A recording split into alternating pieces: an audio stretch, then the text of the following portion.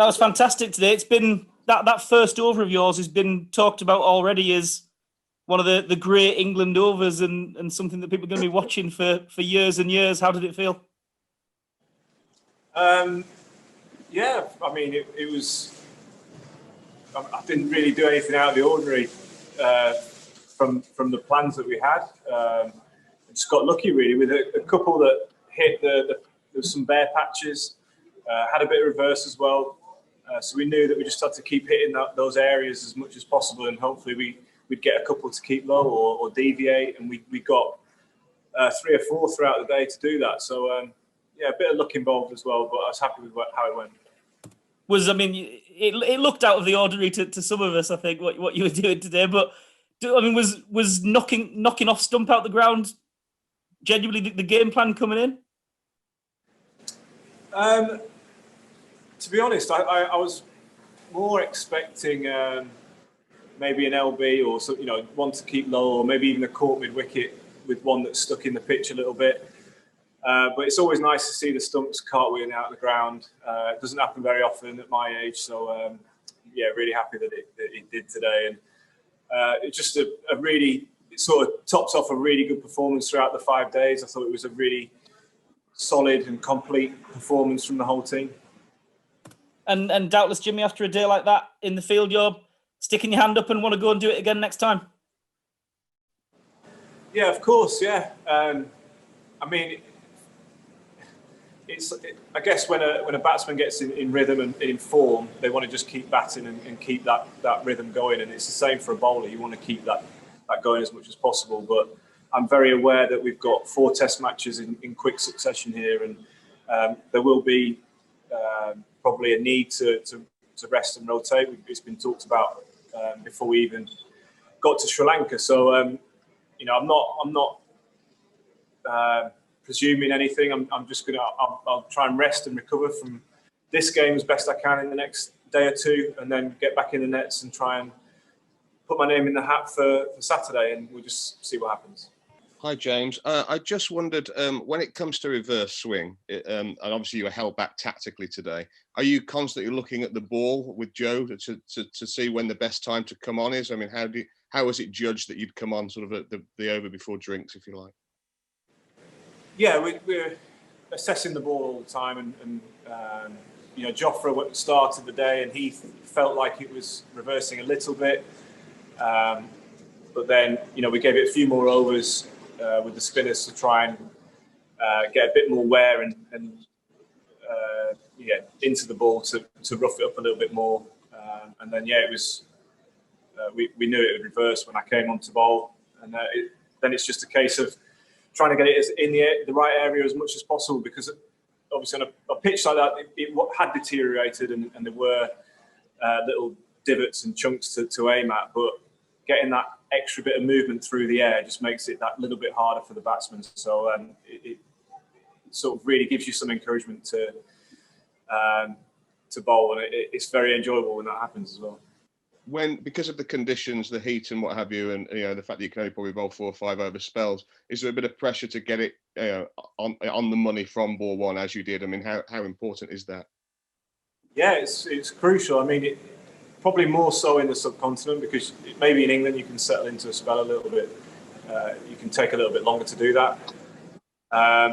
But it's something we focused on from the first test match in Sri Lanka. We said that it's going to be 3 or 4 over spells. You've got to be on the money from ball 1.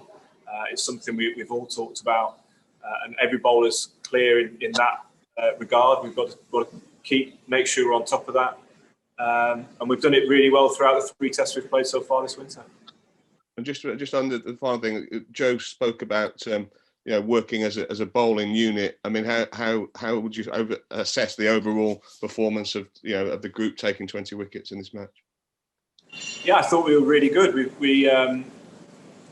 I think we assessed the conditions very well. We set the right fields. We didn't try and over-attack in the first innings. We tried to hold them as much as possible, try and dry them up, keep the run rate down to a reasonable sort of level, and yeah, I thought everyone stuck to their game plan. for the seamers out here, for me in particular, maybe Joffrey's a bit different, but for me in particular, that first innings I felt I was the sort of bowler to try and keep the run rate down, try and dry things up and let the spinners attack a little bit more, let Joffrey attack a little bit more. Whereas in England, it might be the other way around, where the spinners have to do the drying up job. I'm very aware that could be my job out here. And then you can attack a little bit more in the second innings if you do get reverse, or you do get, the cutters were gripping and there was that little bit of deterioration in the pitch, as I said. So it's just trying to manage that throughout the game and trying to make sure you pick the right moment to attack and you know when to sit back and defend a little. Yeah, hi James. Well bowled. I just wondered how much fun are you having out there? Because obviously you've been doing this a heck of a long time now, and it just seems like your plans are coming together. You're having probably more success now than ever before. Is it more fun than ever before? It really is. I think this group of guys that we've got is really special. We're creating something really special, led amazingly well by Joe Root, both on and off the field. The way he's batted the last 3 games has been incredible to watch. But yeah, we feel like we're building something, and whether it's the fitness side of it, we're trying to push each other. And for me, as I get older, I feel like I need to work harder at that, and I'm trying to keep up with the younger guys, which helps me. And we're trying to develop skills as well. We're trying to develop skills to win anywhere in the world, which you need to do if you want to get to number 1, which is what our eventual goal is. So yeah, it's a really fun time to be around this group, and we're just, as I said, trying to keep challenging each other and trying to make sure we keep performing on the field as well. And you touched on Joe there. I mean, he's drawn level now with Michael Vaughan with 26 wins as captain. Of all the top 4 captains on the list, you've helped them win. You've helped them all win matches. You're probably best placed to kind of assess where Joe really kind of sits amongst them all, really. Yeah, well, I think he gets better and better every game. And you can say that with the bat as well, watching him play. But certainly on the field with his captaincy, I think he's improved every game that he's led, and he's worked so hard at it. He thinks a lot about the game, and he's got. I think it's good that he's got a lot of experience around him as well. I think Joss is an amazing vice captain, Stokesy as well, who's another vice captain. But the experience we've got on the field helps him. And he can bounce ideas off us, and I think he grows with every game that he's out there. So we're very lucky to have him, and I think he's very, very much up there for me as one of the best. Hi Jimmy, well bowled. It's 15 years now since you played a major part in winning a Test match in India in Mumbai. I mean, which is incredible in itself. But I mean, how much can you relate to the bowler you were then compared to the guy you are now? How much has changed, and how much fundamentally is the same? It's hard to kind of compare really, because I think I'm a very different bowler now. I've got a lot more skills. I feel like I can perform on a lot on a variation of surfaces. Back then I relied heavily on swing and reverse swing. Now I've got cutters and other things to help me on different pitches, and I think my consistency is also something that's improved a huge amount since then. But I certainly think that I've benefited from playing, quite a bit of cricket out here, that now I can look back on that experience, and it does help me in the games that I play now. And it's also it's almost 10 years now since MS Dhoni said you were the major difference between the sides in the series win under Alistair Cook in 2012. I mean, you were absolutely at the peak of your prime, early 30s or late 20s then. I mean, are you an even better bowler now than you were even at your peak?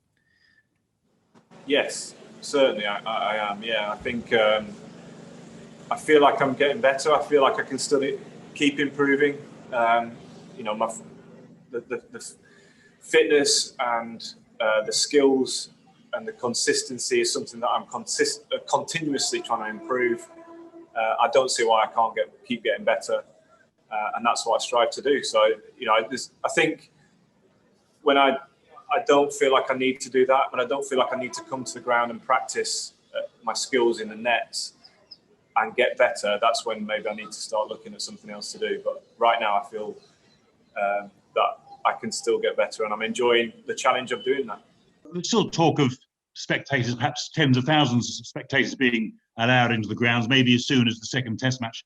I mean, everyone wants to see crowds back in the grounds, but do you have concerns and reservations about crowds coming in from a health and safety point of view?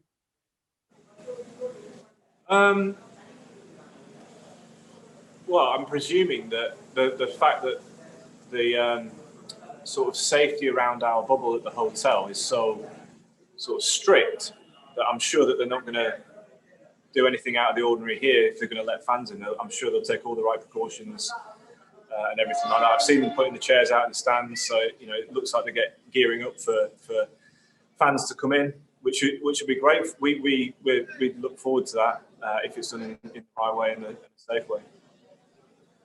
If somebody hits a six and what they do with the ball, that sort of stuff. If it's thrown back by a spectator, I suppose it's sanitised, I guess. Yeah, well, that's exactly what's been happening this week, because there's people still working in the ground that have been throwing the ball back, and it just gets sanitised by the umpire. The player who catches the ball then sanitises their hands. So it's a very safe environment right now, and I'm sure that will just continue throughout the next 3 Test matches.